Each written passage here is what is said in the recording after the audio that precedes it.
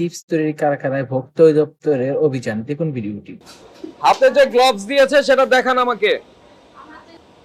নাই, দেয়নি। ও hand gloves নিয়ে হাতে। দেন সবাইকে গ্লাভস দিয়ে দেন।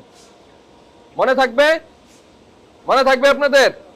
গ্লাভস পরে কাজ করতে হবে। আপনারা কি বলছেন? মানে চিপস এটা চিপসের প্যালেট আর কি আমাদের যে এখন এগুলো সম্ভবত palm oil। ওইটার প্যালেট ওকে। এটা এখন তেলে ভাজা হবে। তেলে ভাজা হবে।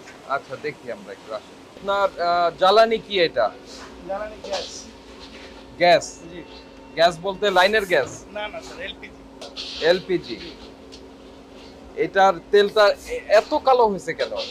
আমরা স্যার, একটু এটা এটার একটু সকাল স্যাম্পলটা থেকে একটু দেখতে চাচ্ছি। এটা মূলত অতটা কালো না, কড়াইটা একটু ওই যে পুড়ে গেছে সেই জন্য কালো মনে এই জন্যই মানে কিছু দিয়ে উঠাইলে একটা ইয়ে আমার তো চামিচের মতন আমার তো চারটা উঠে দেখেন। আপনার তেলটা কি পাম অয়েল তো? জি পাম অয়েল স্যার। আচ্ছা পাম অয়েল অসুবিধা নাই, পাম অয়েল ফ্রাইং অয়েল, এটা দিয়ে ভাজতে পারবেন আপনি। আজকে যেটা হইলো ফ্রাই হইলো, জি যাই থাকবে ওটা ফেলে দিতে হবে আপনাকে, ডিসকার্ড করে ফেলতে হবে, কালকে আবার করবেন। জি কথা বুঝতে পারছেন?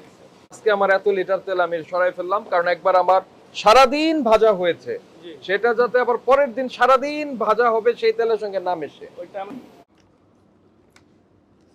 দেখেন আপনার ওজনটা কিভাবে লেখা? নিট 10 9.8 9.8 এটা কত 10.6 আপনার ফ্যাক্টরি ঠিক আছে, আমাদের অবজারভেশন তিনটা জায়গায়। জি স্যার। এক হচ্ছে আপনার যে ওজন, সেই ওজনে আমরা কিছু কম পেলাম।